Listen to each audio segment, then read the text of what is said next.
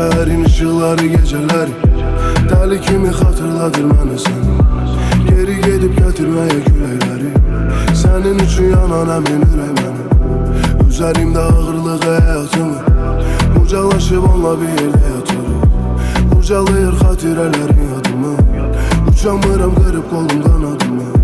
Başımda bu fikirlərlə necə dərin yuxuya gedə bilərəm necə yəni.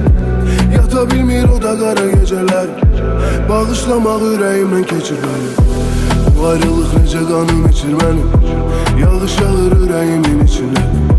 Baxışların gözlərimin içindədir, yarışmadan inadım bax keçir mənim. Bu şəhərin ışıqları gecələri deli kimi xatırladır mənə səni.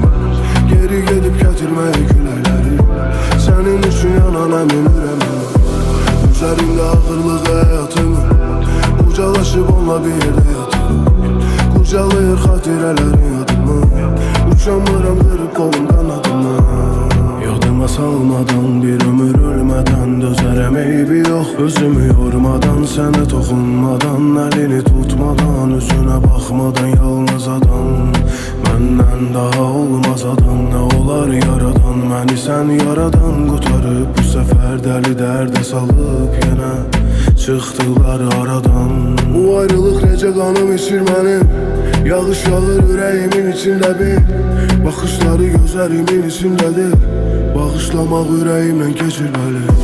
Bu şəhərin ışıqları gecələri deli kimi xatırladır mənə səni.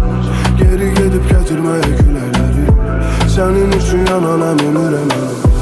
Üzerimdə ağırlığı həyatımı ucalaşıb onunla bir yerdə yatıram. Kurcalayır xatirələrin yadımı, uçamıram qırıb qolum qanadımı.